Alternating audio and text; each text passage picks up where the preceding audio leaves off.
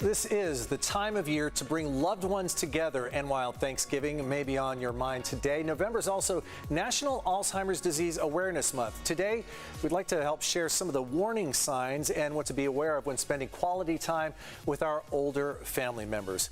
Director of Education with Alzheimer's San Diego, Amy Abrams, joins us today. Amy, thanks for being here, and I need to point out to everyone I'm a board member for the organization as well.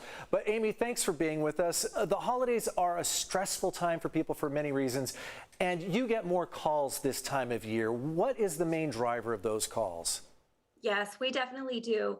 This is the time of year, I think, for a lot of people, and especially this year when people have maybe not been together for a year or two. People are coming together for the first time in a long time.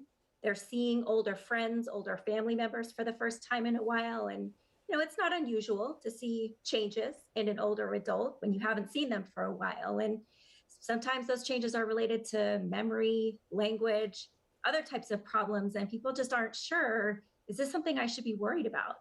And that's the thing. When do you become worried? How do you look at an older family member you haven't seen in a while, have a conversation, and figure out, is something a matter of them being forgetful, or is there something going on cognitively that needs to be addressed? Yes, these are questions we are answering all the time at Alzheimer's San Diego. I'm noticing changes. Is this something that I should be worried about? I think the primary difference for people to keep in mind is, well, first, just to realize memory problems are a part of aging. Memory changes. It does happen to all of us as we get older.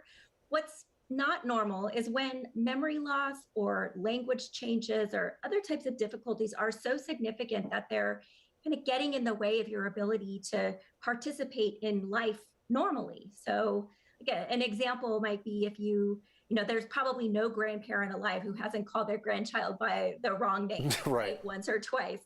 This is something that all grandparents, all older people are going to experience at one time or another, just in a moment of distraction, not paying attention. That would be nothing to worry about. But if somebody is calling their grandchild by the wrong name because they actually think that's their child, right? They're disoriented, they're confused, and they don't remember that they have a grandchild. That would be something to worry about. So action steps. When is it time as a family member to call the doctor? And then how do you convince somebody to go if they're resistant? Yes. Calling the doctor. We are big advocates at Alzheimer's San Diego of getting in touch, finding out what's going on as soon as possible. I think it's really important for people to remember there's lots of things besides Alzheimer's disease and dementia that can cause a person to have memory problems or language changes or other types of difficulties. So seeing the doctor sooner rather than later is always our advice, so that you could maybe rule out one of those reversible causes. And if it is Alzheimer's disease or another type of dementia, there's every reason to detect those changes early and get started right away with treatment.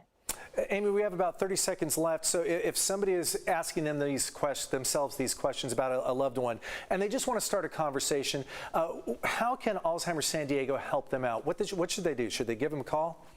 Yes, please. Alzheimer's San Diego is a local nonprofit. All of our services are provided at no cost. So people can call, they can talk to one of our dementia experts, they can log in and join in at any of our community education programs, they can find a support group. There is a whole array of free support and services available to anyone who needs it. Yeah, there are loving ways to take care of this, to help out that family member, and being proactive is one of them. Amy Abrams with Alzheimer's San Diego, thank you so much for your time today. My pleasure. Thanks for having me.